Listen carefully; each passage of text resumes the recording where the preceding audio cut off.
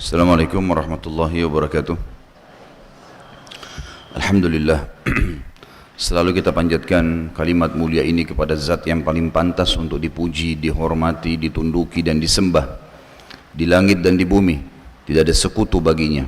Dialah zat yang maha kuat, maha bijaksana, maha adil, yang telah menciptakan apa saja yang kelihatan atau tidak kelihatan oleh mata kita. Allah subhanahu wa ta'ala, tidak ada sekutu baginya, tidak ada partner dalam pengurusan penciptaan, pengawasan, pemilikan dan juga pemusnahan.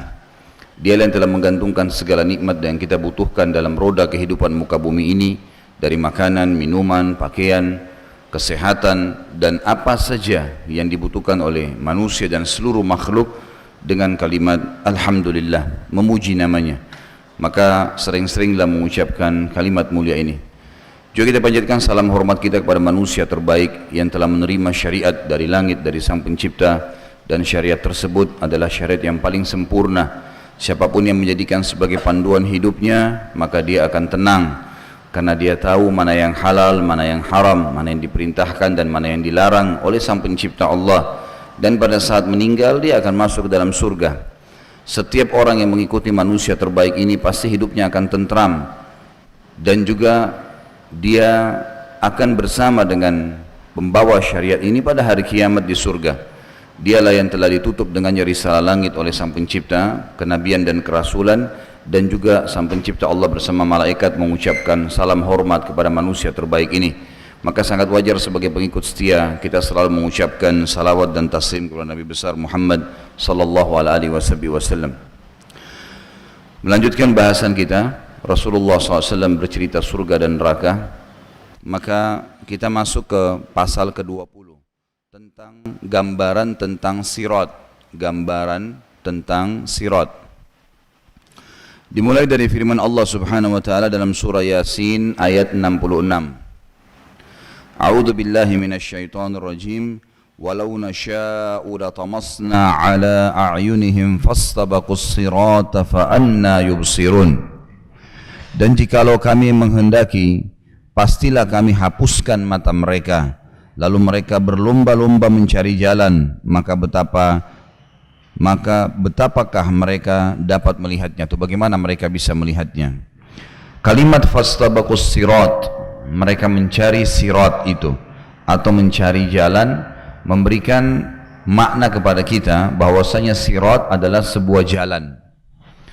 Dan untuk lebih jelasnya adalah akan dipaparkan dalam hadis-hadis Nabi SAW yang memberikan gambaran kepada kita kalau sirat itu sebuah jalan yang dibentangkan di atas neraka, baik bagi penghuni neraka yang akan masuk di dalamnya ataupun penghuni surga yang akan menuju ke surga. Karena sirat ini dibentangkan di atas neraka, dan neraka ada sebelum surga. Dalam arti kata, neraka dulu dilewatin, barulah ahli surga bisa sampai ke surga. Makanya Allah Subhanahu wa taala menjelaskan dalam salah satu ayatnya, "Ma minkum illa wariduha." Dalam surah Qaf, tidak ada satu orang pun di antara kalian kecuali pasti akan melintasinya, pasti akan melewati sirat itu. Kalau masih ingat, pernah saya jelaskan tentang masalah hisab hari kiamat di bahasan kita sebelum masuk ke buku ini di Minhajul Muslim. Kalau manusia nanti pada hari kiamat ada beberapa golongan. Golongan yang pertama yang paling bahagia, mereka masuk surga tanpa hisab, nggak ada lagi timbangan amal. Ini adalah para nabi-nabi, ya. Kemudian para nabi dan rasul, kemudian masuk di dalamnya adalah para syuhada, orang yang mati syahid. Ini tidak ada lagi timbangan amal, karena sabda Nabi SAW tentang mereka, siapapun yang mati syahid maka diampuni semua dosanya. Kalau dia mati di darat kecuali hutangnya, kalau dia mati di lautan maka dimaafkan semuanya.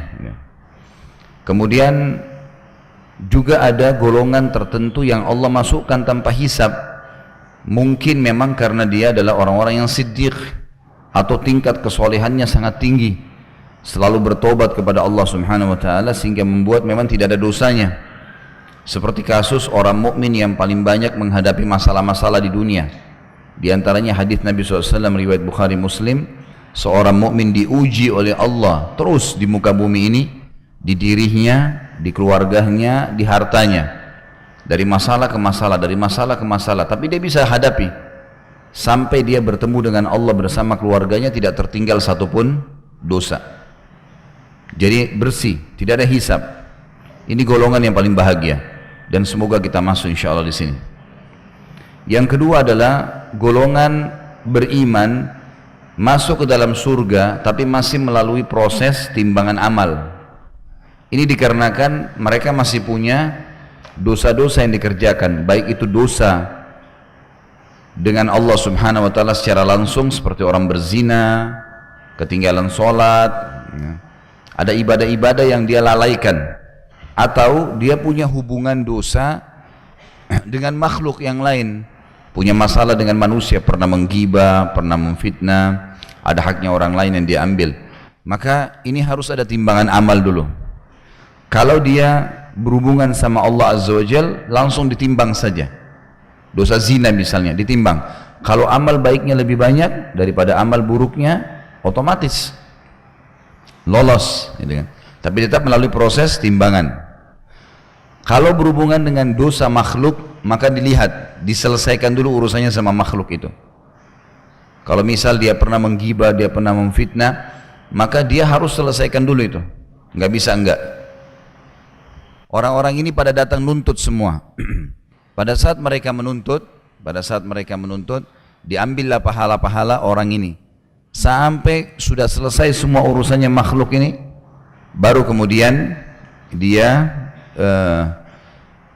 ditimbang sisa amalnya dengan dosanya. Kalau lebih berat amalnya, lolos juga. Amal solehnya maksud saya. Kalau amal buruknya lebih dominan, maka ini berarti masuk neraka dulu. Tapi ini golongan orang yang masih umumnya selamat, karena banyak amal solehnya. Mungkin antum pernah atau seseorang pernah menggibah orang, lupa. Mungkin dulu masih SMA, mungkin dulu masih baru balik, tapi kan sudah ada hisab. Terus kita lupa, nggak ingat lagi sudah. Makanya para ulama mengatakan sudah menjadi hal yang semestinya dilakukan oleh setiap muslim dan muslimah adalah meminta kepada Allah Azza wa Jalla agar jangan meninggal dari muka bumi ini, meninggalkan muka bumi ini dengan meninggal dunia tentunya, dengan mati, kecuali dia sudah terselesaikan urusannya sama semua makhluk. Di antara doa yang mulia itu kita ucapkan, ya Allah, ingatkanlah hambamu ini apapun yang berhubungan dengan haknya orang lain sebelum hamba meninggal dunia, dan mudahkan hamba untuk menyelesaikan. Mungkin utang, mungkin pernah ambil, mungkin pernah mukul, mungkin pernah ini, banyak hal kita nggak tahu, gitu kan? Jangankan dengan orang lain, orang tua sama anak saja, atau anak sama orang tua, pada hari kiamat saling lari. Yauma yafirru mar'u min akhi, pada hari itu orang lari dari saudaranya sendiri. Wa ummihi wa abi, dari ibunya dan ayahnya.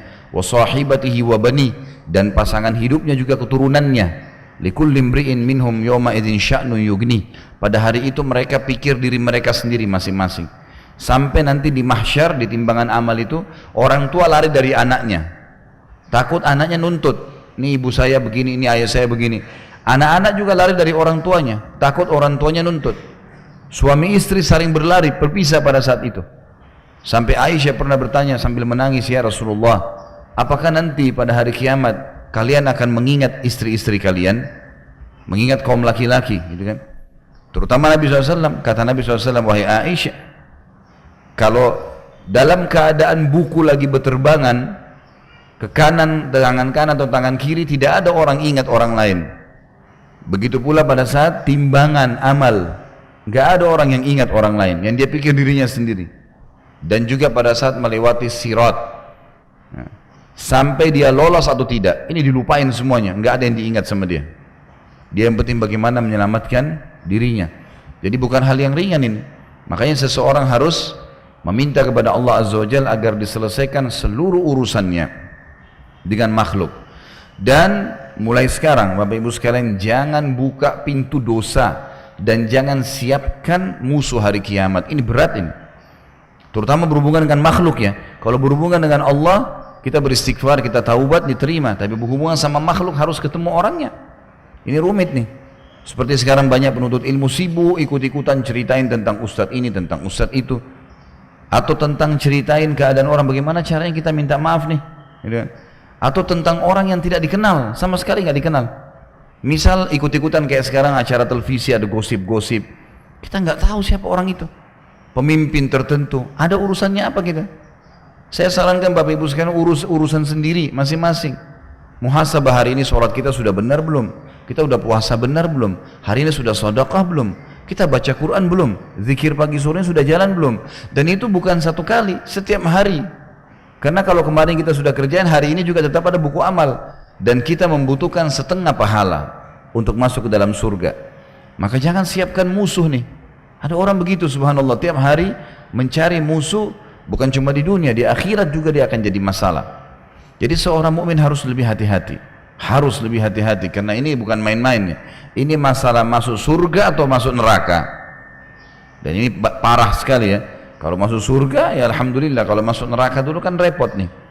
Ingat hadis Nabi SAW yang sudah kita bahas, ada orang hari kiamat yang paling besar nikmatnya di dunia, anggap raja dunia, tidak pernah merasakan kesulitan, semua ada kebutuhan hidupnya. Lalu didatangkan hari kiamat dan dicelupkan satu celupan di neraka, bukan satu jam, mungkin bukan 1 menit, cuma dicelupin, dikeluarin berapa detik. Ditanya, kamu pernah rasain kenikmatan nggak selama ini? Dia bilang, belum pernah hai Tuhanku. Hilang semua yang 70 tahun, 80 tahun nikmat di dunia, hilang dengan satu celupan di neraka. Bagaimana kalau sehari? Bagaimana kalau 2 hari? Bagaimana kalau musuhnya banyak? Habis pahalanya dan dosa-dosa mereka ditimpakan pada dia. Ini harus hati-hati sekali. Jangan main-main dengan soal-soal seperti ini karena berbahaya ya. Berbahaya. Jadi selalu bahasa saya, tutup semua pintu-pintu dosa semaksimal mungkin, terutama berhubungan dengan makhluk. Jangan siapkan musuh hari kiamat, karena Allah itu Maha Pengampun, Maha Penyayang. Allah masih bisa maafin kita, gitu kan? Tapi kalau makhluk ini berbahaya. Apalagi kalau sampai di bawah hari kiamat, ini berbahaya. Jangan putus silaturahim. Jangan buat musuh-musuh dengan tetangga. Ya, apalagi jangan buat musuh dengan orang yang tidak dikenal. Ini bahaya. Bagaimana caranya minta maaf? Ya kalau dia terima maafnya, kalau tidak kan jadi repot. Lalu untuk apa? Sibuklah dengan diri kita sendiri, makan kalau lapar, minum kalau haus, azan, sholat, ibadah maksimal, berzikir, baca Quran. Umur terbatas.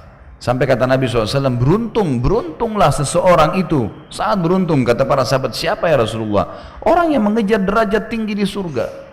Orang yang sibukkan diri dengan waktunya ibadah saja kepada Allah, nggak ada waktu untuk berbuat maksiat. Maka itu beruntung sekali orang ini, luar biasa. Dan itu enak kok kalau kita sibukkan diri dengan ibadah kan. Nah, semestinya begitu. Jadi golongan yang pertama yang lolos tanpa hisab, golongan kedua masih dihisab dulu, tapi kalangan orang-orang beriman. Dan ini juga terbagi 2 lagi yang orang dihisab ini. Ada orang yang timbangan amal baiknya lebih berat, maka masuk ke dalam surga. Ada orang mukmin yang ditimbang tapi dosanya lebih berat, ini masuk neraka dulu. Ini masuk neraka dulu. Golongan yang ketiga yang tidak ada lagi hisabnya, tapi bukan ke surga, ke neraka. Seperti orang kafir, orang musyrik, orang-orang munafik. Ini nggak ada lagi timbangan amal karena nggak ada gunanya. Timbangan amal buat mereka tidak ada manfaatnya. Sebagaimana dalam hadis Bukhari, Aisyah pernah bertanya kepada Nabi SAW tentang seseorang tokoh Mekah ya. Orang ini terkenal sekali dengan kebaikannya, suka bantu orang, silaturahim keluarganya bagus semua. Kalau orang Islam nih pahalanya besar sekali. Apakah bermanfaat buat dia ya Rasulullah? Kata Nabi SAW, tidak sama sekali, karena dia belum beriman kepada Allah, belum masuk Islam.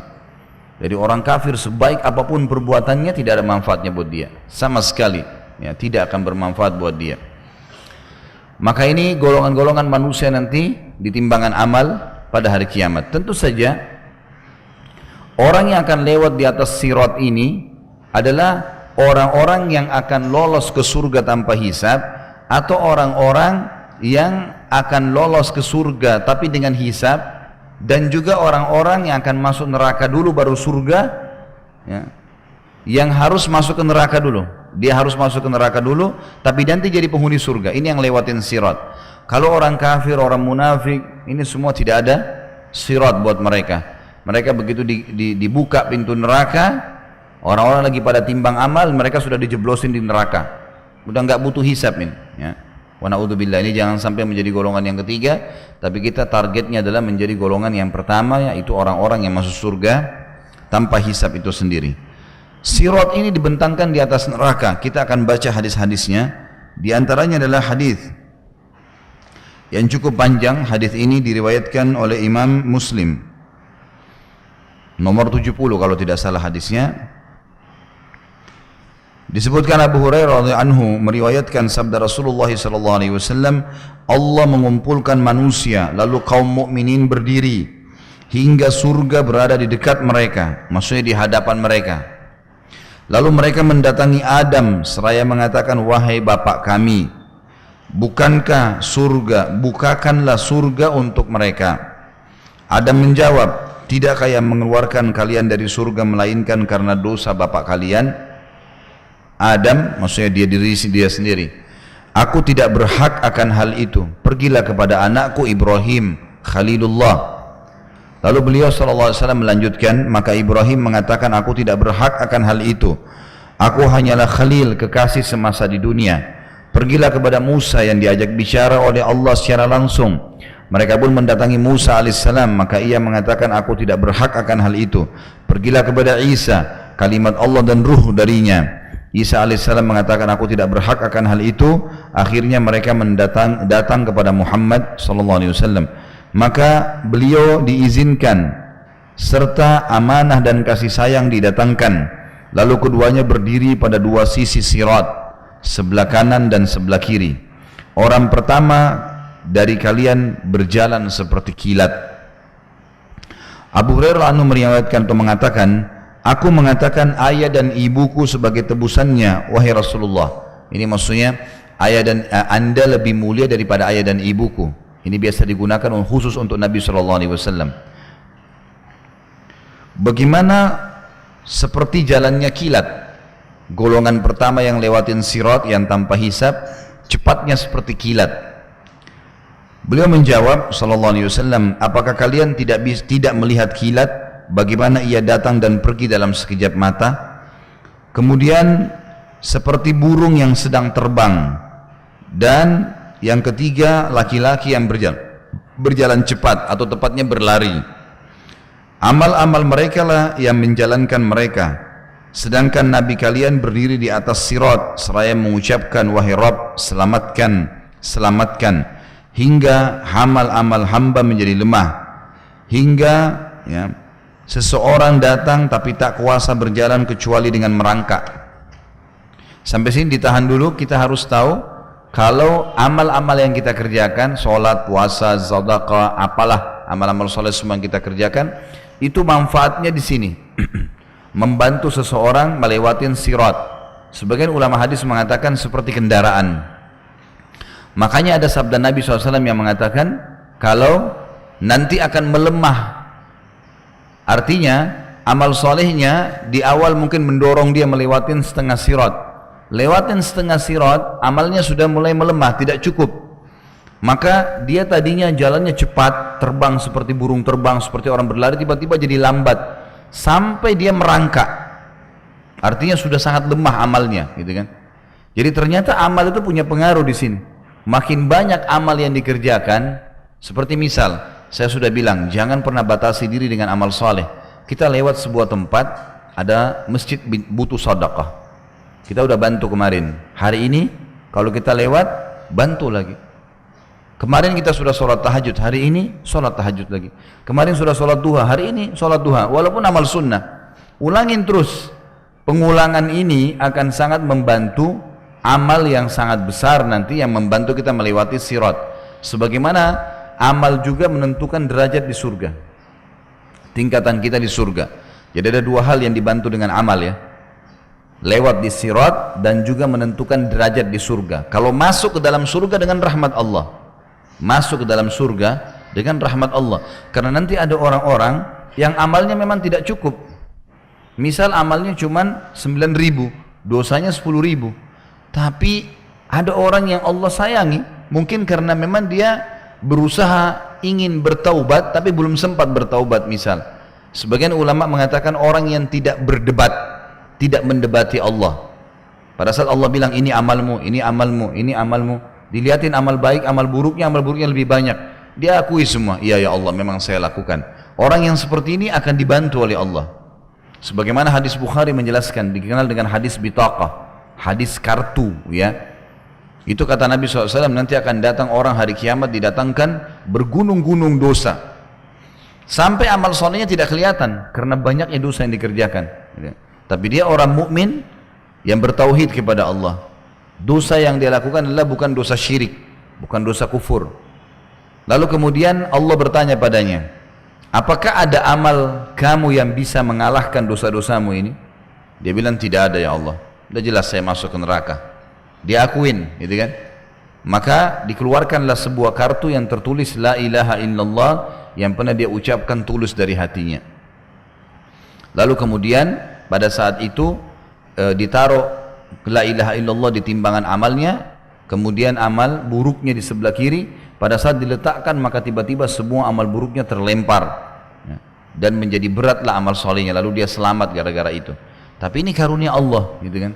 Ini nggak bisa kita menggantungkan diri kita di situ, karena tentu saja saya bilang tadi amal soleh ada dua fungsinya. Fungsi yang pertama membantu melewati sirat, fungsi yang kedua peninggian derajat di surga. Jadi bisa saja orang ini lolos masuk surga, benar, tapi derajat di surganya rendah. Derajat di surganya rendah, jadi fasilitasnya biasa. Lalu untuk apa kita cari biasa kalau kita bisa dapat yang luar biasa? Iya, kalau kita bisa makan enak, kenapa kita makan yang tidak enak? Atau kita makan yang sedang? Makan yang enak. Kalau kita bisa menggunakan pakaian yang bagus, kenapa kita pakai yang tidak bagus? Enggak ada larangan dalam agama, yang penting tidak berlebih-lebihan, gitu kan? Jadi kita disuruh untuk menikmatin dan kejar yang terbaik, dan itu tergantung daripada kita masing-masing. Jadi sirat itu akan terbantukan kita melewati dengan amal-amal kita, makanya selalu perbaikin. Dan ibadah itu dinikmati. Beda orang nikmati dengan orang tidak nikmati ya. Misal, kalau ada di antara kita yang lagi makan dan dia nikmatin makanan itu, walaupun makanan itu sederhana, mungkin cuma sepotong tempe misalnya, tapi kita bedakan antara orang yang makan dan dia menikmati setiap gigitannya dengan orang yang makan hanya menghilangkan lapar. Beda. Kadang-kadang kita lihat subhanallah ada orang kalau nikmatin itu walaupun makanan sedikit tapi dia makan lahap sekali dan kita rasanya pengen ikut makan, gitu kan. Seperti itu orang menikmatin. Orang yang menikmati maka dia akan berusaha untuk mendapatkan kenikmatan di setiap apa yang sedang dia kerjakan. Sama dengan orang tidur, ada orang tidur dinikmatin tidurnya sehingga cuma 2-3 jam saja sudah cukup buat dia, gitu kan. Ada orang yang tidak, maka berbeda. Kita disuruh menikmati, dan ibadah itu mesti dinikmati. Makanya kata Nabi SAW, innama ju'ila qurratu aini fis shalah. Allah menjadikan kenikmatan hidupku di salat. Jadi Nabi SAW nikmatin benar hidup, bacaannya, gerakannya, dari iftitahnya, dari al-fatihahnya, dari surahnya, rukuknya, i'tidalnya, sujudnya, semua dengan sangat luar biasa. Semua dengan sangat luar biasa. Jadi kita harus nikmatin ibadah itu sehingga maksimal. Karena Nabi SAW berikan gambaran ada orang yang setengah-setengah terima ibadahnya. Seperti misalnya sabda Nabi SAW, ada seseorang di antara kalian hanya menerima setengah pahala sholatnya. Ada yang cuma menerima sepertiga pahala sholatnya, ada yang menerima seperempat, ada yang cuma 1/10, ada yang tidak terima sama sekali. Nah, dia tidak menikmati ibadah yang dia kerjakan, gitu kan? Orang yang menikmati puasa Ramadan misalnya, maka tidak ada haus, karena dia merasa menikmati, dan dia memang memprogramkan nanti buka puasa, dia kirim sinyal di tubuhnya, di otaknya, saya baru makan, sugestinya seperti itu, maka biasa saja, mau panas mau nggak panas. Dan juga usahakan ibadah-ibadah ini dihubungkan satu sama yang lain, antara wajib sama sunnah misalnya. Sebelum Ramadan datang, ini Ramadan akan datang sebentar lagi. Sebelum Ramadan datang, bapak ibu sekarang latih diri puasa sunnah. Nabi SAW memperbanyak puasa di bulan Sya'ban. Kita sudah Rajab, gitu kan. Kemudian puasa orang yang biasa Senin Kamis, orang biasa Ayyamul Bid, gitu kan. Nggak kaget kalau Ramadan datang.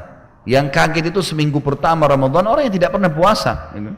Tapi kalau dia sudah terbiasa menghubungkan ibadah satu sama lain, tidak ada masalah. Orang yang terbiasa sedekah, ringan bagi dia untuk zakat. Orang yang terbiasa umrah, ringan bagi dia haji, yang itu. Karena dihubungkan antara satu ibadah dengan ibadah yang lainnya. Lalu kata Nabi SAW di sini, ada yang orang amalnya menjadi lemah. Ya, karena kualitas ibadahnya sudah kurang, sebagian berhasil melewatkan dia setengah sirat misalnya kan gitu. Maka kemudian dia pun jalan sampai merangkak, ya. Hingga seseorang datang tidak kuasa berjalan kecuali dengan merangkak. Di kedua sisi sirat terdapat besi-besi runcing yang tergantung serta diperintahkan supaya merengut siapa saja yang diperintahkan kepadanya. Ada yang terkoyak tapi selamat. Kalimat ini ditahan dulu. Kalimat terkoyak tapi selamat adalah kasus, kata ulama, ada orang yang ditimbang amalnya hari kiamat, ternyata dia masih punya masalah sama orang-orang, ya. Atau anggap amal solehnya lebih sedikit. Misal amal solehnya 9.000, amal buruknya 10.000. Ini contoh saja ya. Tentu hitung-hitungan tidak ada seperti itu di hari kiamat. Allahu alam bagaimana. Tapi saya kasih contoh supaya mudah difahami. Misal amal solehnya 9.000, amal buruknya 10.000. Tapi dengan adanya keluarganya yang kasih dia syafaat, ya, Allah maafkan dia. Artinya ada syafaat dia dapatkan. Mestinya dia secara normal harus masuk neraka dulu ya, bersihin dosanya yang 1.000, kan gitu. Kan amal solehnya 9.000, amal buruknya 10.000. Dia harus masuk neraka dulu bersihin 1.000 kan.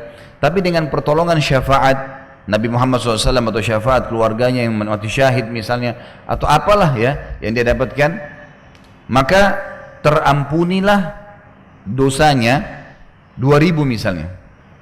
Berarti kan sekarang amal solehnya 9.000, amal buruknya 8.000. Dia bisa masuk surga kan? Nah, orang seperti ini karena tadinya dia kalau normal akan masuk ke neraka, dia akan terkoyak di sirat. Tetap lolos, tapi terkoyak. Tidak masuk ke neraka nih. Terkoyak dalam arti kata besi-besi runcing itu akan menyakiti tubuhnya. Tapi dia lolos. Makanya ada riwayatnya yang menjelaskan akan mengeluarkan darah. Yang itu. Mereka luka. Naudzubillah. Mudah-mudahan tidak termasuk kita di sini. Tapi ini orang lolos ya. Cuma karena amal buruknya lebih banyak. Amal buruknya lebih banyak. Dan tetap saya ingatkan kembali, amal ibadah itu ada kenikmatan, dicintai oleh Allah, dijanjikan pahala yang besar, di mata manusia disuka. Jadi kita lebih baik berbuat amal soleh. Jadilah orang baik. Dan harus dalam beribadah itu totalitas. Bapak ibu jangan setengah-setengah hijrah. Totalitas, kalian jadi orang baik. Kenapa harus masih mencampur baurkan dengan keburukan? Jadi orang baik sekalian. Jadi orang yang ahli ibadah, jadi orang yang baik sama orang tua, bakti, baik dengan pasangan hidup, baik dengan anak-anak. Jadi orang baiklah, bantu orang susah, jenguk orang sakit, kerjakan kebaikan. Totalitas di situ, kan itu. Ini penting. Ini akan sangat membantu kita dalam ketentraman hidup di dunia dan juga di akhirat. Dan perbuatan buruk yang tadi saya bilang kalau timbangan amal baik, amal buruk. Perbuatan buruk yang akhirnya membuat orang repot hari kiamat, kerepotan sendiri, itu karena perbuatan dia. Dan untuk apa? Dibenci oleh Allah, ancamannya berat. Pernah ingat saya bilang dosa itu efek jerahnya besar ya. Orang mencuri 1 juta, nanti Allah tarik dari dia 100 juta. Orang berzina sejam, Allah hukum 1 tahun sakit. Sebaliknya juga ibadah begitu ya. Kita sholat misalnya 2 rakaat khusyuk, sudah cukup Allah kasih kesehatan sebulan. Mungkin kita sedekah 10.000, sudah cukup Allah datangkan 5-10 juta buat kita. Dari kehidupan kita dalam beberapa hari ke depan, begitu balasannya. Jadi amal pahala besar pahalanya, ini amal dosa buruk dan efek jerahnya besar. Efek jerahnya besar. Mungkin orang dusta, bohong, sudah cukup dia sariawan setiap bulan, berbulan-bulan sakit, gitu kan? Dan seterusnya. Jadi Allah SWT datangkan masalah buat dia ya. Jadi untuk apa buat dosa kalau begitu? Dan di mata manusia buruk. Orang yang buat dosa itu buruk, gitu kan? Yang selalu mukul orang, yang selalu ghibah, yang selalu durhaka sama orang tuanya dibenci. Lalu untuk apa kita lakukan? Ini makna daripada dia akan terkoyak ya. Tapi selamat. Karena tadi kasusnya begitu. Jadi dia mestinya normalnya masuk neraka dulu, normalnya. Tapi karena dapat bantuan-bantuan syafaat dan seterusnya, maka dia selamat. Cuman tetap terkoyak. Ya dia rasakan sakit ya. Dan ada yang terjatuh dalam neraka. Ini yang amal buruknya lebih berat daripada amal solehnya. Sudah dibantu pun, sudah ada syafaat pun, masih belum bisa karena dosanya terlalu banyak. Makanya Bapak Ibu sekalian, jangan pernah anggap remeh dosa karena kita tidak tahu kadarnya. Ingat, satu pahala dan satu dosa tidak bisa kita nilai dengan angka satu. Nggak bisa kita nilai dengan angka satu. Karena kita tidak tahu ini angka satu bukan, kita nggak ngerti, gitu kan? Misal kata Nabi SAW, la tahkiranna minal ma'rufi syai'a. Jangan kalian pelit-pelit dengan amal saleh. Senyum dengan muslim. Sampai kata Nabi SAW, selalulah kalian berbuat baik, ya. Sampai walaupun hanya senyum dengan saudara kalian muslim. Tidak boleh dianggap remeh. Kita tidak tahu kadarnya. Jangan juga anggap remeh dosa. Mungkin hanya sekedar ini, mungkin hanya sekedar itu. Ternyata bahaya sekali. Kita nggak tahu efeknya kan. Berat. Dari mana kita tahu kalau dosa misalnya dengan melihat sesuatu yang haram, berarti ini sudah cukup disiksa sehari, 2 hari, sebulan di neraka? Kita nggak tahu. Kayak jangan anggap remeh gitu kan. Jangan heran kalau kita sudah taubat kepada Allah Azza wa Jalla, ternyata proses taubat itu butuh waktu. Misal kita sumpah selama seminggu, selama sebulan, padahal kita ini dalam proses taubat nih, gitu kan? Susah mencari tempat kerja, masih sana sini, buka usaha masih bangkrut, masih ada pembersihan terus nih. Ternyata mungkin bisa saja hanya kena dari dosa kecil. Makanya kata Nabi SAW, orang mukmin itu kalau dia berbuat dosa kecil di mata dia lihat seperti gunung besar di punggungnya. Ini hadis sahih riwayat Imam Bukhari. Dan orang munafik melakukan dosa besar, tapi dia lihat seperti lalat yang hinggap di hidungnya dan dia usir seperti ini, gitu kan? Jadi kita harusnya menjadi orang yang beriman tentunya. Jangan anggap remeh. Jadilah orang baik dan harus totalitas hijrah. Gak usah peduli dengan perkataan orang. Waktu terbatas. Teman-teman kita yang selalu menyesatkan kita, mengajak nggak apa-apa, anggap remeh. Demi Allah Bapak Ibu sekalian, dia hanya bisa paling jauh di atas liang lahat. Kalau kita meninggal, nggak bisa dia buat apa-apa. Bahkan dia tidak mau tinggal sehari pun di kuburan kita. Lalu untuk apa kita ikutin mereka? Untuk apa kita ikutin? Dan buruk, dosa itu semua sumpek ya. Tidak ada orang buat dosa nggak sumpek, pasti sumpek. Nggak ada orang habis zina atau habis buat ghibah atau apa terus kemudian tenang hidupnya, nggak ada. Pasti Allah kasih dia sumpek, ada tidak senang, tidak tenang dan seterusnya. Kata Nabi SAW, demi zat yang jiwa Abu Hurairah, kata Abu Hurairah anhu, demi zat yang jiwa Abu Hurairah berada dalam tangannya, sesungguhnya dasar neraka Jahannam itu adalah 70 musim. Maksudnya 70 tahun. Kalau 70 musim, karena satu musim 1 tahun, dihitungnya 70 tahun. Dan ini dikuatkan dengan riwayat-riwayat yang lain. Hadis ini sebagaimana saya sudah sebutkan tadi, diriwayatkan oleh Imam Muslim.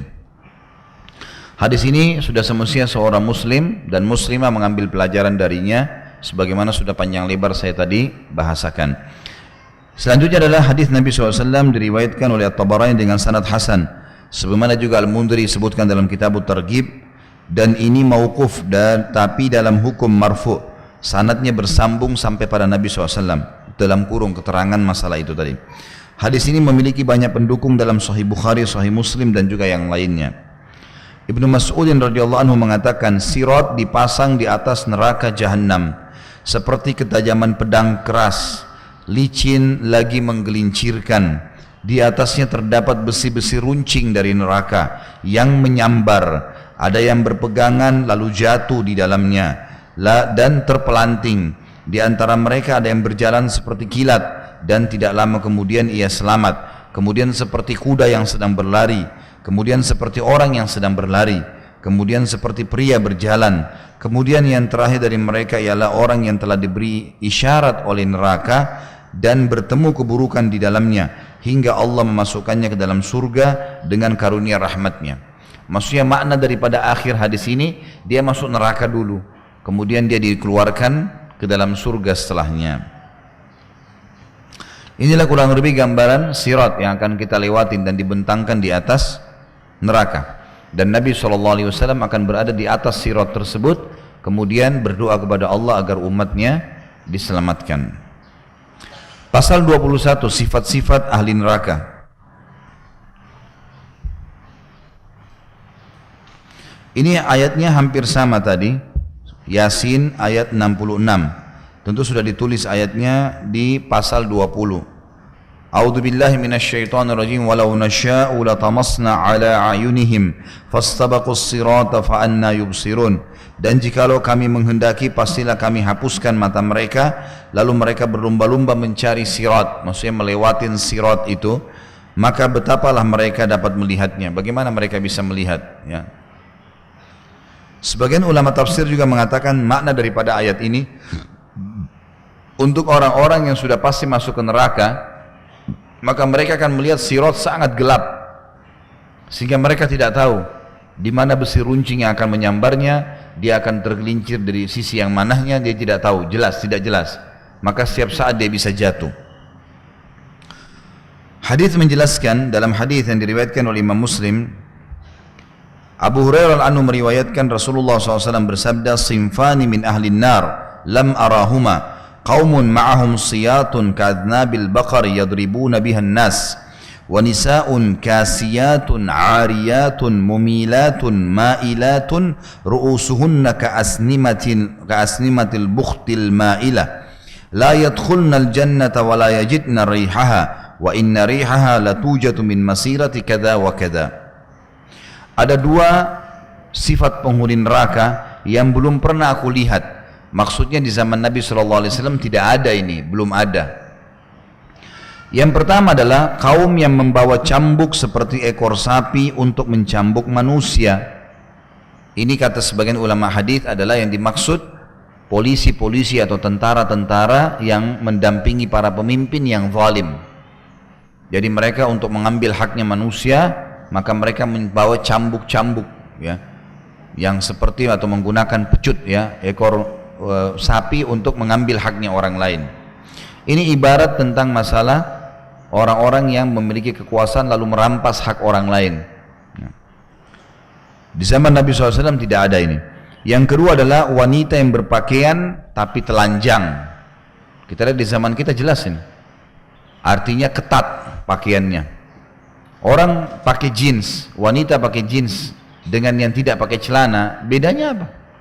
Di warna, sama saja.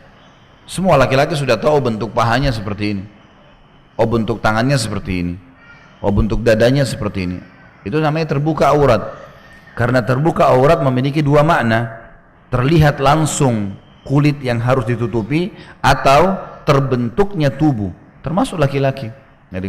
Jadi tidak boleh menggunakan baju yang sangat ketat sehingga memperlihatkan aurat itu kepada orang. Karena ini umumnya ketat itu tujuannya untuk apa? Untuk menarik orang. Untuk apa orang pakai baju ketat? Untuk memperlihatkan kan kepada orang lain, tujuannya itu. Maka ini haram dalam agama. Nabi SAW menyebutkan penghuni neraka, disebutkan secara khusus masalah wanita, karena kebanyakan wanita yang melakukan ini. Dikatakan adalah wanita yang berpakaian tetapi telanjang, kayak tidak ada pakaiannya sama sekali, condong dan mencondongkan, sengaja menggoda dan akhirnya digoda. Sengaja pakai celana pendek, sengaja pakai, artinya orang seperti kekurangan kain, udah habis kain, dadanya bolong, belakangnya bolong, pahanya kelihatan, nggak tahu apa yang mau diinginkan ini, gitu kan? Dan subhanallah, kalau setiap wanita faham, kalau ibu-ibu faham, sifat laki-laki ini bisa diikutin dalam materi saya manajemen rumah tangga Islami. Saya nggak tahu kemarin ada yang sempat ikut daurah keluarga nggak? Kemarin ada di Puncak yang saya adakan, saya panjang lebar jelaskan masalah itu. Kalau salah satu karakter yang harus kita kenal dari pasangan kita, setiap laki-laki akan menghormati wanita kalau wanita itu tidak gampangan. Kalau ada perempuan setiap baru kenalan langsung siap dipegang, siap dicium, siap digauli, ini pasti kalaupun menikah dengan laki-laki itu dianggap remeh sama suaminya. Bapak-bapak bisa tahu itu tentunya. Tapi kalau ada perempuan misalnya dia menjaga wibawahnya, kalau sudah halal jadi istri lain, tapi sebelum dia menjaga, mau sentuh saya silahkan, tapi dengan menikah, gitu kan? Jelas. Maka pasti suaminya akan menghormatinya. Nggak mungkin tidak. Itu sudah fitrah. Makanya di sini Nabi SAW sebutkan sifat wanita ahli neraka justru itu, condong, gampangan, dan kemudian akhirnya membuat orang lain condong dengan dia, gitu kan? Gonta-ganti pasangan sana sini. Ini makna daripada dia condong dan mencondongkan. Kepala mereka seperti punuk unta yang condong, ya. Jadi ini kalau zaman dulu orang pakai konde biasanya ya. Atau sekarang mungkin ibu-ibu yang di blow rambutnya, disengaja diberdiriin. Saya juga kaget melihat ini, seperti rambut singa gitu. Apa ya, kelebihannya apa gitu ya? Saya umumnya biasa kadang-kadang bertanya kepada ikhwah, memang kalau perempuan seperti ini, ada ketertarikan tidak? Umumnya laki-laki mengatakan tidak. Tapi nggak tahu dari mana dia anggap dirinya itu ditertarikin oleh orang gitu. Kalau wanita itu lebih rapi rambutnya, di sunnah Nabi SAW menjaga rambut, sunnah, merawatnya itu sunnah Nabi. Karena Nabi SAW mengatakan, man kana lahu sya'ar fal yukrimhu. Siapa yang Allah karunia rambut, dia harus menghormatinya, merawatnya, laki-laki atau perempuan, menyisirnya. Aisyah suka meletakkan wangi-wangian di rambut beliau radhiyallahu anha. Itu adalah hal yang positif saja gitu kan. Tetapi bukan dengan cara seperti ini. Makna daripada seperti punuk unta adalah sengaja dikembungkan. Sengaja dikembungkan gitu kan. Sebagian ulama mengatakan sengaja dinaikkanlah. Pokoknya kalau makna yang saya tangkap lebih dekat adalah sengaja mengembungkan keluar daripada batas yang sebenarnya. Kan kalau rambut disisir kelihatan gitu kan, rapi. Tapi ini enggak, memang sengaja. Kalau kita sekarang mungkin lebih di blow ya, panasin, kembangin gitu, persis rambut singa lah gitu ya. Saya enggak tahu apa kelebihannya itu, Allahu a'lam. Ini kalau ditanya laki-laki, laki-laki banyak nggak suka lihat itu. Sebenarnya, Allahu alam kalau laki-laki keluar dari abnormal, dari normalnya ya, suka lihat begini, Allahu alam gitu. Ya. Kemarin juga saya sempat bahas dalam masalah rumah tangga, ibu-ibu kalaupun dandan boleh dalam Islam, tapi sama suaminya gitu kan. Tapi dandan juga nggak boleh berlebihan. Ada orang terlalu berlebihan, suaminya nggak suka sebenarnya, tapi dia menganggap ini bagus karena pujian temannya. Kita berhias untuk pasangan kita, tanya dia suka nggak? Kok dia nggak suka untuk apa gitu? Ini enggak karena temannya yang puji. Sampai ada yang kasih warna rambutnya ungu lah, biru lah. Ini apa ini manfaatnya? Mewarnai rambut asal bukan warna hitam boleh saja, tapi jangan berlebihan. Nggak boleh ini, itu kan? Sesuatu yang akan dinikmati oleh pasangan kita halal, itu yang cukup buat mereka, buat dia. Yang lain tidak perlu. Ini sebenarnya menjelaskan tentang masalah hukum dalam Islam, bolehnya berdandan tapi bukan dengan tempat umum, bukan melampaui batas gitu kan. Harus hati-hati. Mereka tidak masuk surga kata Nabi SAW. Orang perempuan yang begini sengaja ya mengenakan baju yang ketat, sengaja menggunakan wangi-wangian yang menyengat ya, sengaja mencondongkan dan akhirnya dicondongi dan seterusnya, sengaja menggoda, sengaja ini, sengaja itu. Kata Nabi SAW, mereka tidak akan masuk surga dan tidak akan mencium aromahnya. Padahal aromahnya benar-benar tercium dari jarak demikian dan demikian. Maksudnya ini ada hadis lain yang berbunyi ya, kalau bau surga tercium dari jarak 40 tahun ya, atau 70 tahun ya. Kemudian dalam hadis yang lain riwayat Imam Bukhari dan juga Imam Muslim, Harithah bin Wahab radhiyallahu anhu pernah mendengar Nabi SAW bersabda, maukah aku kabarkan kepada kalian tentang ahli surga? Mereka para sahabat menjawab tentu.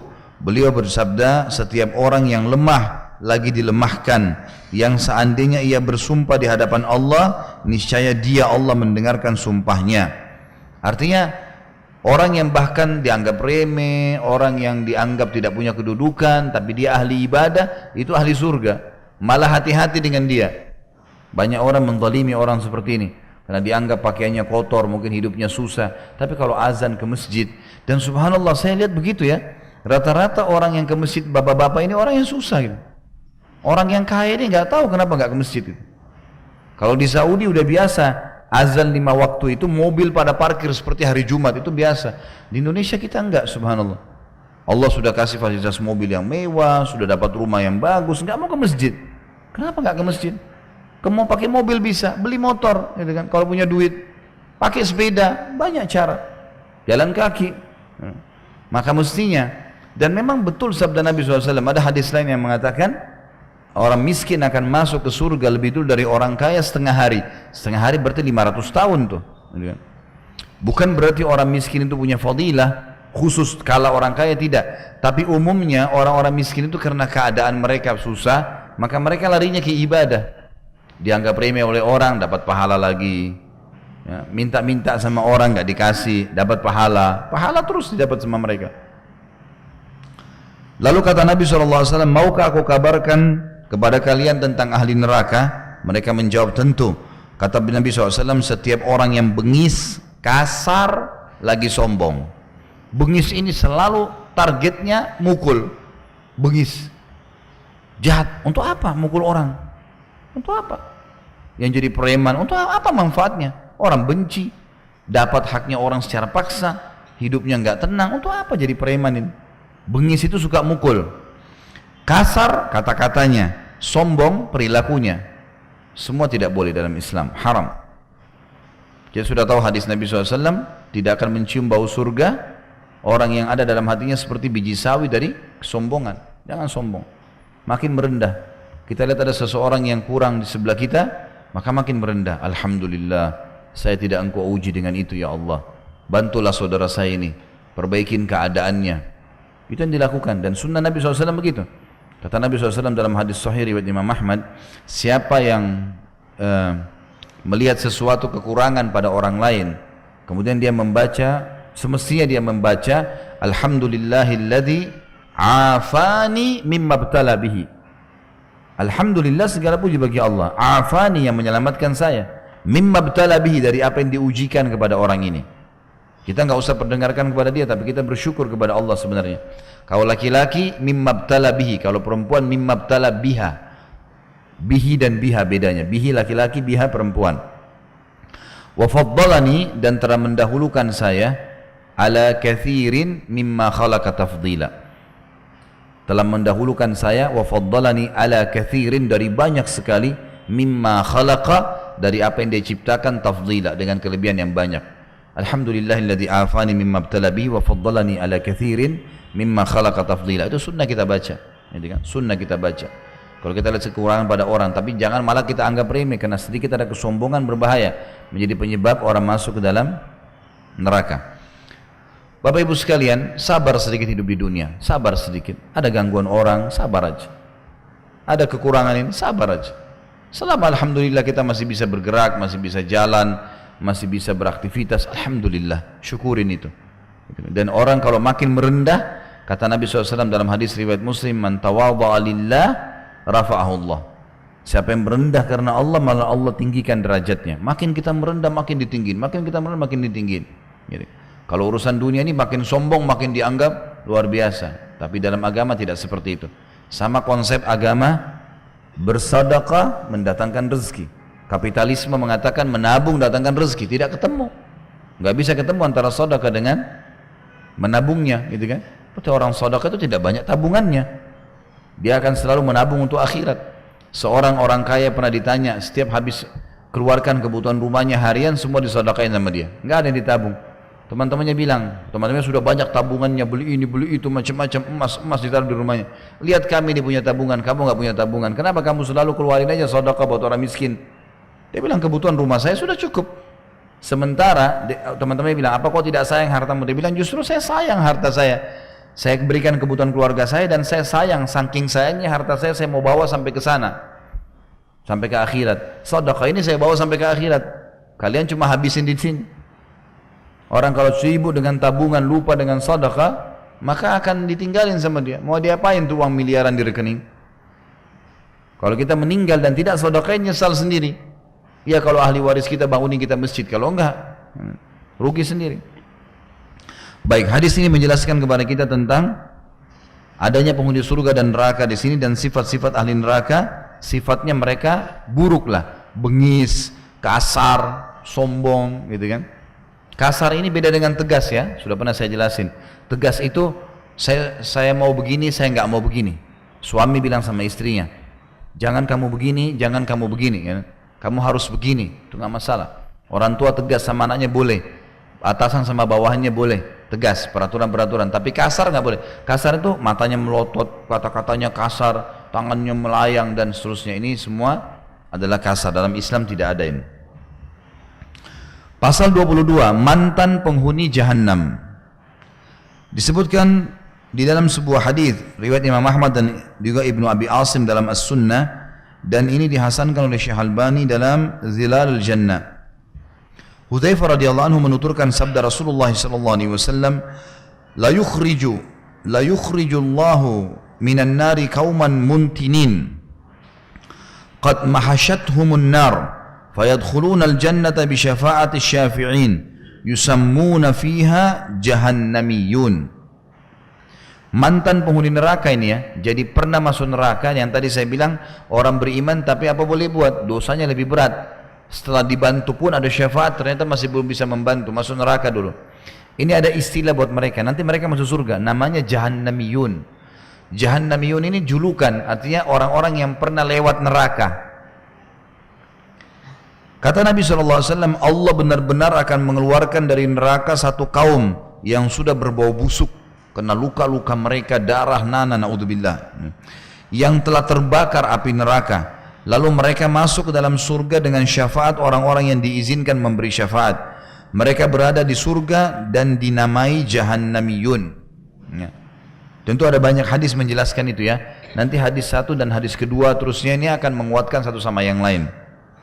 Kita bacakan hadis selanjutnya yang menguatkan hadis sebelumnya tadi, hadis riwayat Bukhari dan juga Imam Tirmidzi. Imran ibn Husain radhiyallahu anhu menuturkan sabda Rasulullah sallallahu alaihi wasallam, "Yakhruju qaumun minan nari bi syafaati Muhammadin sallallahu alaihi wasallam, fayadkhuluna al-jannata yusammuna al-jahannamiyun." Satu kaum akan keluar dari neraka dengan syafaat Muhammad sallallahu alaihi wasallam, lalu mereka masuk surga dan diberi nama dengan jahannamiyun. Cuma perlu digarisbawahi satu hal ya. Jadi ada syafaat yang akan didapatkan oleh seseorang di timbangan amal.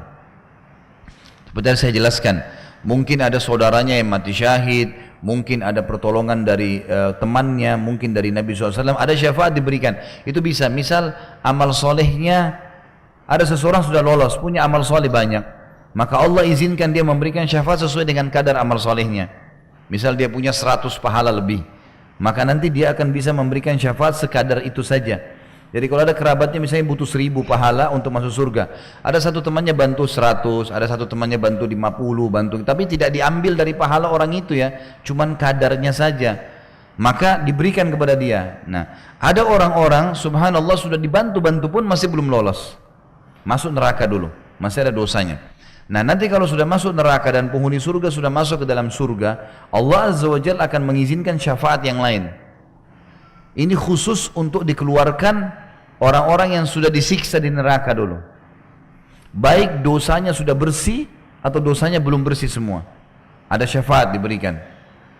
Di antaranya adalah tadi dikatakan dalam hadis Bukhari ini, kalau akan keluar dari neraka nanti dengan syafaat Nabi Muhammad SAW. Ada sebuah hadis juga yang menjelaskan Nabi SAW pada saat sudah masuk surga bersama orang beriman, maka Allah Azza wa Jalla mengizinkan Nabi SAW untuk mengeluarkan dari neraka siapa yang beliau inginkan, gitu kan?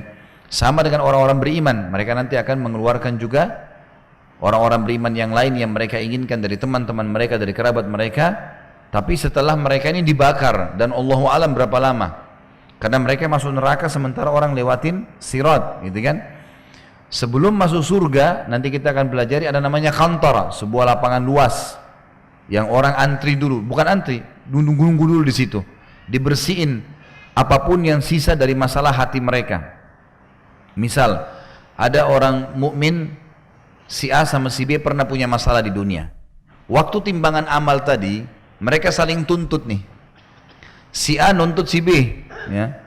Si A mengatakan, ya Allah si B ini pernah gibah saya. Diambillah pahalanya si B dikasih kepada si A. Tapi ternyata setelah ditimbang amalnya si B masih bisa lolos surga. Berarti dia sama A sama B kan sama-sama lolos nih. Nanti ketemu di kantara. Nah di sini Allah SWT akan bersihkan hati mereka. Jadi sudah tidak ada lagi saling melepaskan. Walaupun ini tadinya telah mengambil pahala dia. Atau mungkin suami istri pernah bertengkar di dunia, pernah cerai, itu diangkat semua rasa cemburu mereka. Nggak ada lagi. Orang masuk surga dengan hati yang bersih, dengan hati yang bersih. Nah, setelah itu baru masuk ke dalam surga. Setelah masuk surga baru ada syafaat. Ini Allahu alam durasi waktunya berapa lama. Jadi jangan sampai ada yang menganggap, oh berarti orang masuk surga, masuk neraka pun tetap akan keluar. Benar, tapi Allahu alam berapa lama disiksa. Dan siksaan neraka ini bukan main-main, sebagaimana sudah kita pelajari dari sebelumnya. Berat. Ya, kita ambil korek gas bakar jari kita, saya sudah sakitnya luar biasa. Gimana kalau api itu melekat, karena sifat api neraka melekat di tubuh sampai hangus. Setelah itu baru Allah SWT utuhkan lagi, melekat lagi, begitu terus, tidak ada berhenti, tidak ada mati. Kan berat ya.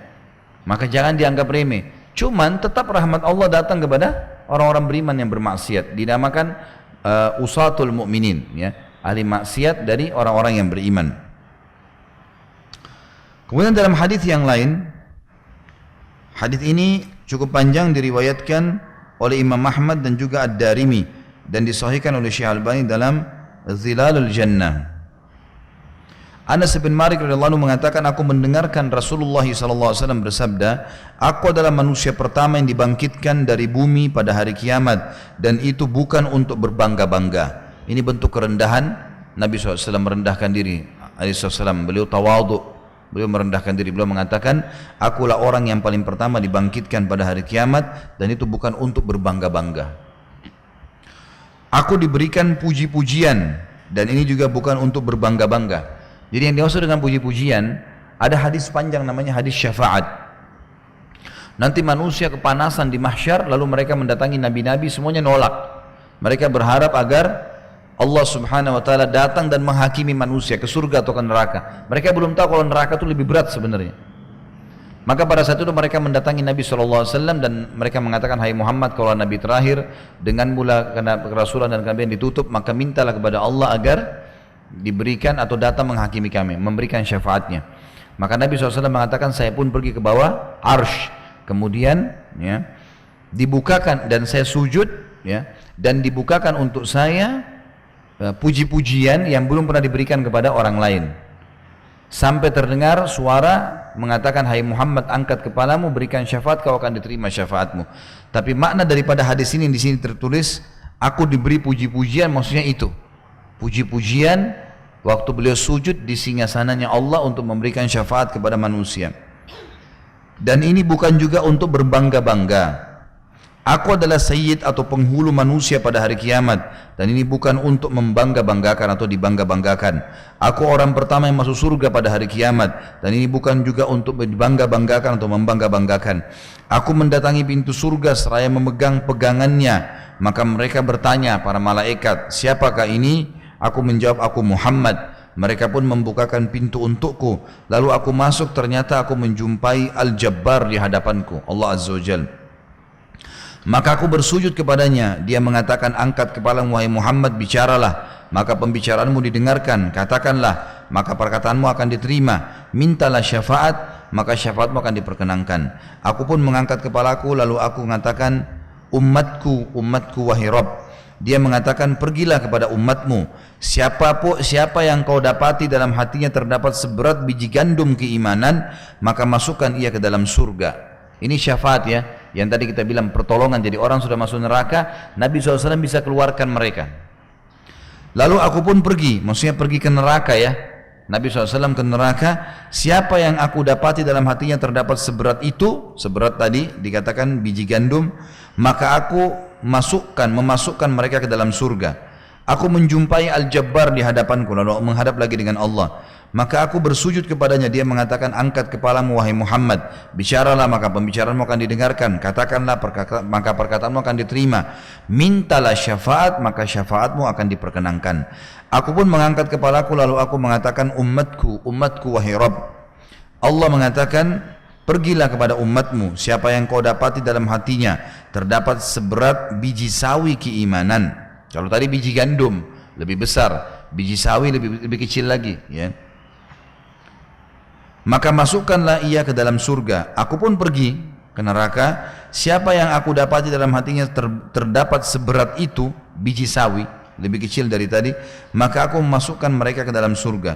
Setelah Allah selesai mengadili umat manusia dan memasukkan siapa yang masih tersisa dari umatku ke dalam neraka bersama penduduk neraka, maka penduduk neraka mengatakan, tidak bermanfaat bagi kalian bahwa kalian menyembah Allah dan tidak menyekutukannya dengan sesuatu pun. Jadi nanti orang yang dikeluarkan oleh Nabi SAW adalah orang yang dalam hatinya ada seperti biji gandum, beras ya, seperti beras, biji gandum seperti beras. Seperti itu saja dari keimanan dikeluarkan dari neraka, tapi disiksa dulu tentunya. Setelah itu dikeluarkan lagi seperti biji sawi, lebih kecil lagi daripada itu, seperti debu saja ya, dikeluarkan dari neraka. Tertinggal orang yang dari umat Muhammad SAW masih ada yang imannya tidak seperti itu. Buruk sekali mereka. Lalu penghuni neraka dari orang kafir berkata kepada orang-orang beriman nih, yang tidak ada imannya tipis sekali. Mereka mengatakan, tidak ada manfaat buat kalian ya, menyembah Allah dan tidak menyekutukannya dengan sesuatu. Artinya kalian juga masuk neraka nih buktinya. Al-Jabbar, Allah SWT, Al-Jabbar sifatnya Allah yang maha perkasa ya. Al-Jabbar mengatakan, demi keperkasaanku, sungguh aku membebaskan mereka dari neraka. Malah Allah bantah orang-orang kafir dan akhirnya orang yang tadi imannya lebih tipis daripada debu pun itu dikeluarkan oleh Allah SWT. Prosesnya adalah di sini dikatakan, demi keperkasaanku sungguh aku membebaskan mereka dari neraka. Lalu dia Allah mengutus para malaikat kepada orang-orang mukmin di neraka tadi untuk mengeluarkan mereka dari neraka dalam keadaan telah hangus. Lalu mereka dimasukkan di sungai kehidupan. Ini sungai kehidupan ada di tepi surga. Maka mereka tumbuh di dalamnya sebagaimana biji-biji tumbuh di buih aliran. Dan ditulis di kening mereka, mereka adalah orang-orang yang dibebaskan Allah atau utaqaur rahman. Jadi di keningnya ada tulisan karena mereka berhasil lolos dari api neraka. Kemudian mereka dibawa pergi, lalu mereka masuk surga. Maka ahli surga menyebut mereka dengan jahannamiyun, mantan penghuni neraka Jahannam. Al-Jabbar mengatakan tapi mereka adalah orang-orang yang dibebaskan oleh Al-Jabbar. Hadis ini menjelaskan kepada kita tentang adanya orang-orang yang akan keluar dari neraka nanti ya, atau seperti judul kita, mantan penghuni neraka. Dan ini termasuk karunia dari Allah SWT untuk orang beriman ya. Dan ini dengan hikmah Allah terjadi. Orang-orang kafir masih bisa mengolok mereka di neraka, akhirnya dikeluarkan oleh Allah Subhanahu wa taala. Hadis yang lain yang juga merincikan ini adalah hadis riwayat Imam Muslim. Zaid al-Faqir mengatakan, kami berlalu di Madinah, ternyata Jabir bin Abdullah menuturkan hadis Rasulullah SAW pada satu kaum dengan duduk bersandar pada tiang. Ternyata ia menyebutkan tentang Jahannamiyun. Maka aku mengatakan kepadanya, wahai sahabat Rasulullah SAW, apakah yang anda ceritakan ini? Sedangkan Allah berfirman di dalam surah Al-Imran 192, A'udzu billahi minasyaitonir rajim. Rabbana innaka man tudkhilin nara faqad akhzaita wa ma lidh-dhalimin min ansar. Wahai Rabb kami, sesungguhnya barang siapa yang kau masukkan ke dalam neraka, maka sungguh engkau telah hinakan ia. Kemudian juga dalam surah As-Sajdah ayat 20, A'udzu billahi minasyaitonir rajim, kullama aradu an yakhruju minha u'idu fiha. Al-ayah, setiap kali mereka penghuni neraka hendak keluar darinya, maka mereka dikembalikan lagi ke dalamnya. Lalu apa yang anda katakan? Ia balik bertanya, maksudnya Ibnu Mas'udin bertanya. Maaf, Jabir kembali bertanya. Jadi Zaid al-Faqir ini adalah seorang tabi'in. Bertanya bagaimana Jabir memahami dua ayat tadi, kalau penghuni neraka selalu dikembalikan dan tidak bisa keluar. Sementara dia sedang membahas hadis Nabi SAW, ada orang yang akan dikeluarkan nanti, dikenal dengan Jahannamiyun. Lalu Jabir balik bertanya, apakah kamu membaca Al-Quran? Aku menjawab, iya. Lalu ia bertanya, apakah kamu mendengarkan tentang maqam, kedudukan Muhammad yang untuknya Allah mengutusnya? Aku menjawab, iya. Lalu Jabir berkata, itulah maqam Muhammad yang terpuji, yang dengannya Allah mengeluarkan siapa yang bakal dikeluarkan. Kemudian ia menggambarkan pemasangan sirat dan berlalunya manusia di atasnya. Lalu perawi Zaid al-Faqir mengatakan, aku khawatir bila aku tidak menghafal hal itu. Cuma ia menyangka bahwa suatu kaum akan keluar dari neraka setelah mereka berada di dalamnya, yakni mereka keluar seolah-olah hitamnya sumsum. Kemudian mereka memasuki sungai dari sungai-sungai surga, lalu mandi di dalamnya. Lantas mereka keluar seperti kertas. Di sini disebutkan idam sumsum, dalam hadis sebenarnya bahasa Arab ya, ialah sumsum yang sudah dikenal ya. Idanuhu maksudnya ialah dibiarkan terkena matahari maka menjadi hitam. Mereka diserupakan dengannya dalam hal yang sangat hitamnya. Karatis seperti kertas ya, mereka diserupakan dengannya dengan warna putihnya. Yang dimaksud dengan hadis ini adalah nanti akan ada orang dikeluarkan pada hari kiamat dari neraka. Walaupun ada ayat-ayat yang seperti tadi dua surah ya, yang disebutkan dalam surah Al-Imran 192 dan As-Sajdah ayat 20. Ternyata ayat-ayat ini dimaksudkan adalah orang-orang kafir, adalah orang-orang kafir. Setiap kali mereka mau keluar, mereka dimasukkan lagi kafir, musyrik dan munafik yang kekal di api neraka. Sementara orang beriman berbeda. Mereka tetap dipastikan akan keluar. Dan ini sekaligus bantahan terhadap orang-orang yang mengatakan ya seperti beberapa kelompok ya yang mengaku dalam Islam seperti Jahmiyah misalnya, mereka kelompok ini mengatakan orang kalau berbuat dosa maka kekal di api neraka. Ya, sama kalau tidak salah kasus Mu'tazilah juga mengatakan itu ya. Mereka mengatakan pelaku dosa besar kayak orang berzina misalnya, kalau orang berzina kemudian tidak sempat taubat itu kekal di api neraka. Ini terbantahkan dengan dalil-dalil. Kalau mereka akan keluar, mereka akan keluar. Bahkan ada orang yang pantas masuk ke neraka tapi dikeluarkan oleh Allah Azza wa Jalla. Dikeluarkan setelah masuk neraka dengan syafaat dari Nabi Muhammad SAW. Dan ini masuk dalam wab'athu maqaman mahmudan allati wa'adta. Dalam doa kita yang kita baca kalau selesai azan ya. Ati Muhammadanil wasilah. Wasilah itu adalah istana di surga yang tertinggi yang diperebutkan oleh para nabi-nabi. Kata Nabi SAW, kalau kalian dengarkan muadzin, ucapkan seperti yang diucapkan, lalu bacalah salawat untukku. Setelah la ilaha illallah kita baca Allahumma salli ala Muhammadin wa ala ali Muhammadin. Doa salawat Ibrahim yang kita baca pada saat tahiyat ya. Kemudian mintalah wasilah untukku. Allahumma rabba hadhihi da'wati tamma was salatil qa'imah ati Muhammadanil wasilah. Ya Allah berikanlah kepada Nabi Muhammad SAW al-wasilah. Wasilah adalah istana di surga yang tertinggi. Kata Nabi SAW, dia adalah istana tertinggi di surga dan tidak layak kecuali untuk satu orang saja. Persaingan para nabi-nabi. Siapa yang meminta wasilah untukku, dia akan mendapatkan syafaatku. Lalu kata Nabi SAW, doa lanjutannya adalah setelah wasilah wal fadilah wab'athu maqaman mahmud. Dan karuniakanlah Nabi SAW maqaman mahmud. Maqaman mahmud dijelaskan oleh Jabir bin Abdullah dalam hadis ini. Ternyata adalah syafaat yang diberikan untuk orang-orang beriman agar mereka keluar dari neraka. Pasal 23, azab untuk orang yang amalnya bertentangan dengan ucapannya. Jadi usahakan kita kalau mengucapkan sesuatu kita amalin dulu. Amalin dulu ya. Imam Malik rahimahullah, beliau pernah menjelaskan tentang pembebasan budak. Ditanya oleh seseorang di majelisnya, apa fadilahnya? Beliau tunda sebulan. Setelah sebulan baru beliau tanya, siapa yang bertanya bulan lalu tuh tentang masalah bebasin budak? Angkat tangan satu muridnya di belakang. Kata dia fadilahnya begini, dijelasin semua. Gitu kan? Dibebasan budak itu pahalanya sangat besar. Lalu muridnya tanya, kenapa Imam Anda menunda sampai 1 bulan? Kata Imam Malik, karena 1 bulan ini saya kumpulin duit dulu, cukup saya bebasin budak baru saya nasihatin kamu. Dan subhanallah para teman-teman da'i, kalau mereka mengamalkan apa yang mereka ucapkan, pasti efeknya lebih besar. Kalau kita temukan ada da'i yang dia berbicara bisa berefek pada orang lain, itu karena dia mengamalkan. Kalau ada orang cuma ngomong, hanya prioritas saja, hanya sebuah profesi saja, dia tidak pernah amalkan, akan kosong, orang tidak akan ikuti. Jadi efeknya tidak ada. Karena Allah SWT memang melarang masalah itu, tidak boleh mengucapkan tanpa mengamalkan ya. Ada orang gembar-gembar sholat malam lah, beginilah, dia sendiri nggak sholat malam. Puasa lah, dia sendiri nggak puasa. Umroh haji lah, dia sendiri nggak umroh haji. Ini nggak bisa, nggak mungkin. Ini berat buat dia hukuman, dan juga ini ya tidak akan berefek kepada orang lain.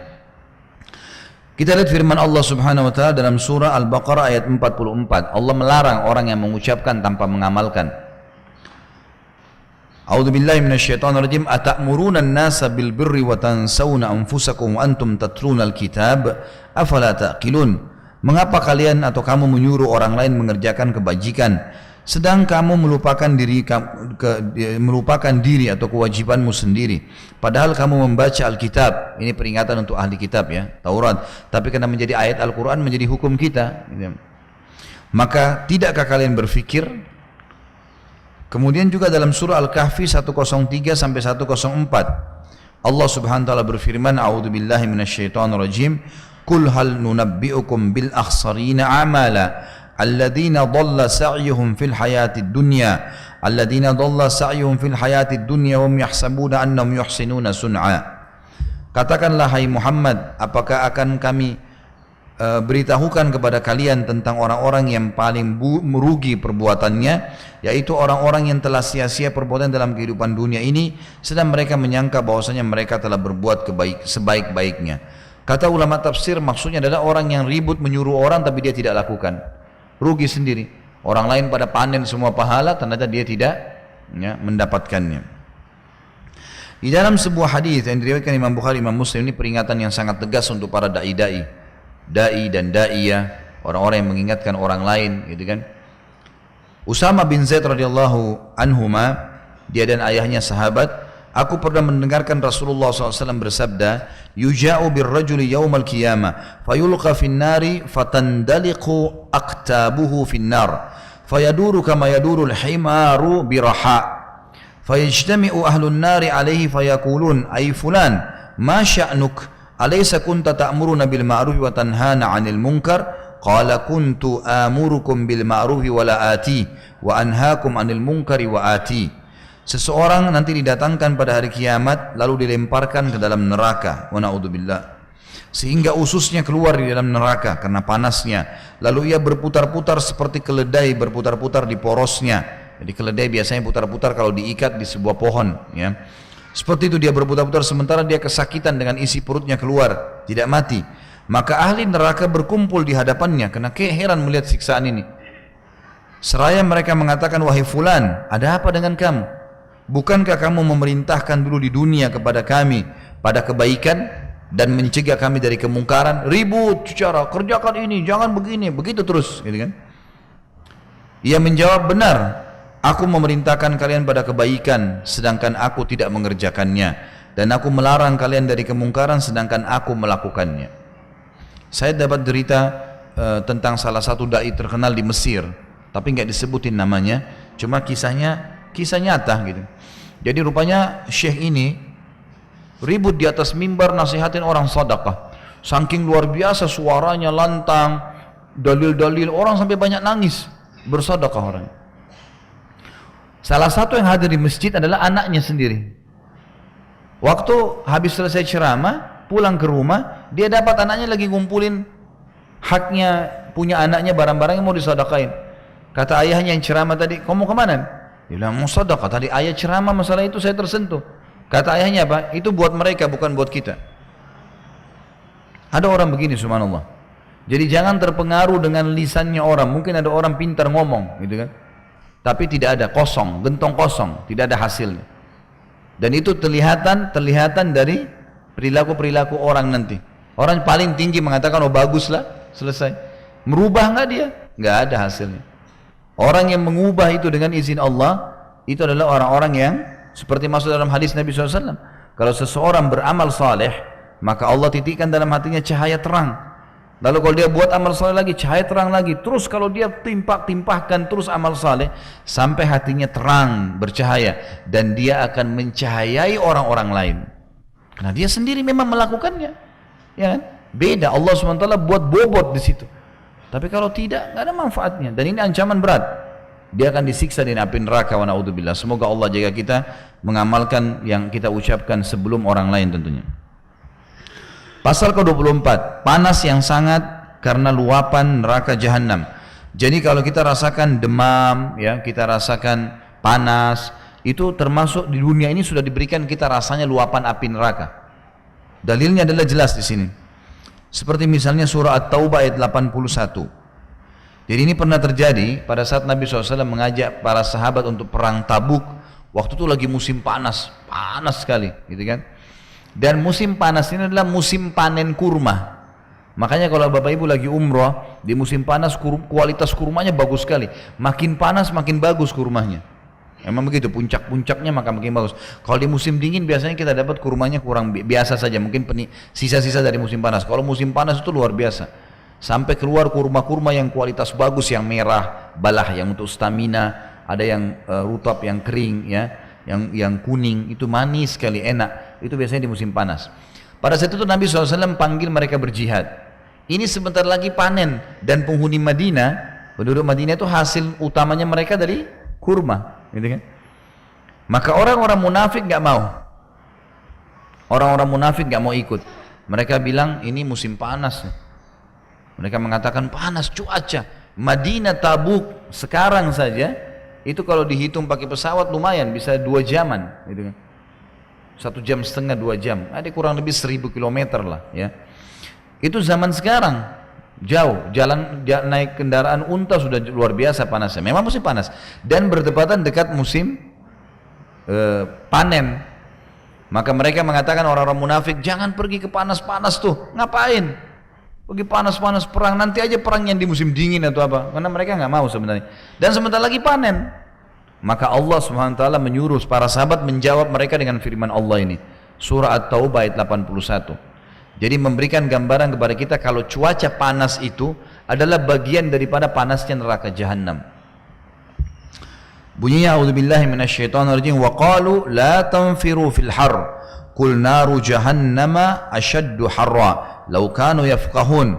Dan mereka berkata, para orang munafik, tentu tadi kalau saya tidak jelaskan kronologisnya Bapak Ibu nggak paham nih ayatnya, makanya ada kisah tadi saya sebutkan sebelumnya. Dan mereka berkata, siapa mereka? Orang-orang munafik ini yang tidak mau ikut di perang Tabuk, ya. Janganlah kamu berangkat pergi berperang dalam keadaan panas terik seperti ini. Katakanlah, disuruh orang beriman jawab, api neraka Jahannam itu lebih sangat panas jika kalian mengetahuinya. Tentu ada hadis-hadis yang menjelaskan tentang masalah itu ya. Seperti misalnya hadis yang menjelaskan kalau api yang kalian pakai ini adalah 1/70 daripada api neraka Jahannam. Jadi neraka Jahannam lebih panas lagi daripada itu.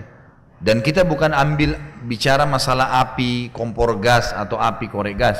Kita bicara masalah api yang kalau di pabrik-pabrik kaca, nah itu yang kadang-kadang harus ditutup dengan baja yang luar biasa. Itu terbuka sedikit harus pakai alat, kalau enggak bisa hangus wajahnya manusia. Itu api yang terpanas dunia adalah 1/70 dari api neraka Jahannam, 70 kali lipat kata Nabi SAW. Dan setiap bagian seperti itu panasnya, jadi double. Misal 100 ya 100%, maka 100% ditambah 200%, 300% sampai menjadi 70 kali lipat. Sebagian ulama tafsir mengatakan adalah yang dimaksud dengan katakanlah bahwasanya neraka Jahannam lebih panas karena kembali kepada hadis tadi. Kalau api neraka dunia 1/70 daripada api neraka Jahannam, pastilah lebih panas yang di sana. Dalam hadis yang diriwayatkan oleh Imam Bukhari dan Imam Muslim, Abu Hurairah radhiyallahu anhu meriwayatkan sabda Rasulullah SAW, tunggulah hingga waktu teduh untuk mengerjakan sholat karena panas yang sangat itu berasal dari luapan api Jahannam. Jadi kita tahu kalau di Madinah atau di Mekah, ini kita cerita tentang masalah Timur Tengah karena Nabi SAW sebutin ini di Madinah, dan masjid Nabi SAW tidak ada atapnya. Di zaman beliau hanya dinding saja karena cuaca panas, tidak menggunakan atap, gitu kan. Maka apapun kelihatan, langit kelihatan. Nah pernah satu waktu di musim panas, ini kalau lagi musim panas di Madinah, waktu kami masih di sana pernah mencapai derajat 55 ini panas sekali, sampai pecah-pecah bibir, telapak kaki pecah. Kita harus pakai ya Vaseline kadang-kadang untuk menghilangkan itu. Jadi memang sangat luar biasa panasnya. Kita keluar sedikit itu matahari panas, udara panas gitu.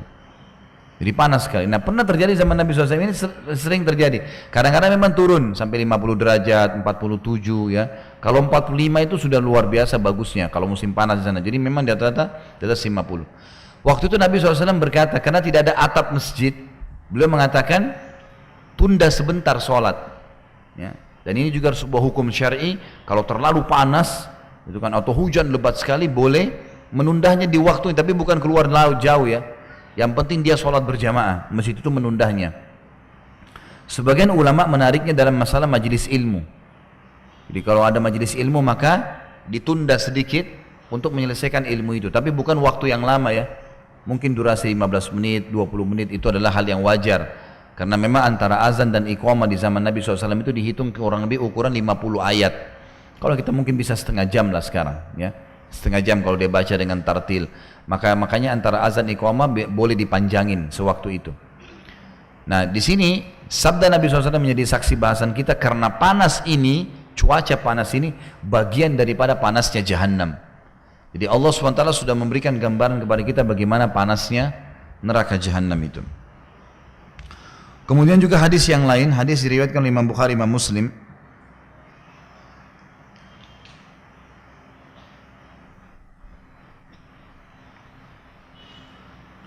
Abu Hurairah radhiyallahu anhu meriwayatkan sabda Rasulullah SAW, neraka mengadu kepada Robnya dengan mengatakan, wahai Robku, sebagianku memakan sebagian yang lain. Maksudnya saking panasnya, satu sama yang lain merasakan panasnya. Ini neraka makhluk Allah, gitu kan. Maka Allah mengizinkan untuknya dengan 2 nafas. Ini kita imani apa adanya ya. Hati-hati. Kalau ada hadis-hadis seperti ini, Bapak Ibu sekalian, harus kita imani apa adanya. Dan ini bentuk keimanan kita kepada Allah Azza wa Jalla dan juga keimanan kepada risalah Nabi Muhammad SAW. Sekaligus menghormati keduanya. Walaupun tidak masuk di akal kita. Karena akal manusia di bawah wahyu. Tidak boleh akal yang mengontrol wahyu. Kalau akal mengontrol wahyu, akalnya siapa yang jadi tolak ukur? Nggak mungkin. Seperti orang-orang jil itu. Kalau ada ayat atau hadis yang tidak masuk di akal mereka, ditolak. Nggak mungkin ini, nggak mungkin. Ini nggak boleh. Bentuk keimanan kepada Allah harus apa adanya. Memang sudah seperti itu. Di antaranya hadis seperti ini. Neraka jahanam mengeluh pada Tuhannya. Bayangkan, susah untuk kita, ya. Maksud saya di sini susah untuk kita bayangkan ini. Nggak mungkin gitu loh. Tapi ini iman. Harus kita iman karena neraka belum dilihat. Lalu dihubungkan antara itu dengan kehidupan kita. Apa kata Nabi SAW? Neraka jahanam mengadu pada Tuhannya, wahai Rabbku, sebagianku memakan sebagian yang lain. Terlalu panas, sudah luar biasa. Maka Allah mengizinkan neraka untuk 2 nafas. Bernafas, hembusan nafas. Nafas di musim panas dan nafas di musim dingin. Sehingga kalian mendapatinya sangat panas dan mendapatinya sangat dingin. Dua-dua itu dari neraka jahanam. Imani apa adanya, memang sudah begitu. Jadi ini berarti ada hubungannya. Dan ini juga memberikan gambaran kepada kita kalau neraka sudah ada, surga dan neraka sudah ada, memang sudah diciptakan. Tapi memang manusia belum ada yang memasukinya, gitu kan? Kita akan masuk pada saat setelah selesai hisab dan pembangkitan hari kiamat. Kemudian hadis yang disebutkan juga riwayat Bukhari Muslim, Ibnu Umar radhiyallahu anhu meriwayatkan sabda Rasulullah SAW, sakit panas yang sangat parah adalah berasal dari luapan jahanam, maka dinginkan dengan air. Demam, pernah rasa demam tentunya ya. Bagaimana kalau demam itu, apalagi kalau sampai 40 derajat ya. Saya sendiri pernah rasakan sampai panasnya luar biasa gitu. Sampai itu saya masih mahasiswa di Madinah, teman-teman sampai membawa saya ke rumah sakit, dokternya pun heran gitu. Waktu dikasih pengukur itu sampai full gitu kan. Itu sampai saya dikasih obat mungkin beberapa hari baru reda, subhanallah. Tapi saya masih bisa mengingat itu, bagaimana panasnya di dalam tubuh kita kalau terjadi 40 derajat di atasnya. Itu kan tidak enak ya, orang kalau demam itu tidur nggak enak, makan nggak enak, minum nggak enak. Dan itu disebutkan dalam hadis ini, sebagai orang beriman kita tahu itu dari neraka jahanam. Seperti itu panasnya, bahkan itu bagian kecil daripada neraka jahanam. Dan hadis ini sekaligus menjelaskan kepada kita tentang masalah ya, kita disuruh untuk mendinginkan dengan air. Cuma makna mendinginkan dengan air di sini Bapak Ibu sekalian adalah bukan dengan cara air es, bukan dengan air es. Dinginkan dengan air, kompres dengan air hangat. Kalau air es secara medis juga itu sebenarnya tidak tepat. Kalau teman-teman dokter mungkin lebih tahu dari saya masalah itu. Kebetulan karena ibu saya dan saudari banyak keluarga saya semuanya dokter, saudara-saudara saya ada beberapa orang yang dokter, maka saya konsultasi sama mereka gitu kan. Memang kompres dengan air es itu hanya menghilangkan demam sebentar, tapi akan kembali lebih parah karena dari dalam tubuh akan mendorong itu. Makanya kompresnya pakai air hangat, maka itu lebih cepat meredah. Yang jelas hadis ini menjelaskan kepada kita tentang masalah panasnya neraka jahanam. Baik, kita tutup Bapak Ibu sekalian dengan pasal ke-25, ucapan neraka jahanam pada hari kiamat. Surah Qaf ayat 30 menjelaskan kepada kita, A'udzubillahi minasyaitonirrajim, yauma naqulu li jahannam halim talati wa taqulu hal min mazid. Dan ingatlah, pada hari itu kami akan bertanya kepada neraka jahanam, apakah kamu sudah penuh? Maka dia menjawab, apakah masih ada tambahan? Jadi di sini ada neraka jahanam mengeluarkan suara dan kita wajib imani apa adanya. Kita wajib imani apa adanya. Kemudian hadis dalam pasal ini adalah hadis riwayat Tirmidzi dan beliau menilai hadis ini hasan sahih, gharib. Abu Hurairah radhiyallahu anhu meriwayatkan sabda Rasulullah sallallahu alaihi wasallam, "Yakhruju 'unukum minan nari yaumal qiyamah, laha 'ainani tubsirani wa udhunani tasma'ani wa lisanun yantiq yaqulu inni wukiltu bi thalath bi kulli jabbarin anid wa bi kulli man da'a ma'allahi ilahan akhar wa bil musawwirin. Leher neraka akan keluar pada hari kiamat yang memiliki dua mata yang dapat melihat, dua telinga yang dapat mendengar, dan lisan yang dapat berbicara. Imani apa adanya. Kita tidak tahu bagaimana bentuknya, tapi ternyata neraka jahanam memiliki leher, makhluk Allah Subhanahu wa taala, dan punya dua mata. Punya di sini dikatakan dua telinga, mata melihat, telinga mendengar, dan lisan yang dapat berbicara. Ia mengatakan, sesungguhnya aku ditugaskan kepada tiga golongan, kepada setiap orang yang sombong lagi menentang, kepada setiap orang yang menyeru sesembahan, dan kepada para perupa. Perupa ini musawwir, orang yang memahat, membuat patung, melukis yang berjiwa, itu perupa namanya, musawwirin, gitu kan. Foto masih khilaf di antara ulama tentang masalah ini. Kalau Syekh Utsaimin rahimahullah membolehkan, tidak boleh ada pelanggaran syar'i. Seperti orang butuh untuk paspor, ijazah, sesuatu yang dia mau simpan buat dia, mungkin suami pada istrinya, orang tua pada anaknya, itu masih dibolehkan karena dianggap foto itu seperti orang lihat dirinya di cermin. Tapi tidak boleh pelanggaran syar'i, seperti orang memajang fotonya ataupun akhirnya dijadikan sebagai alat sihir oleh orang-orang, atau terbuka aurat. Ini semua adalah larangan.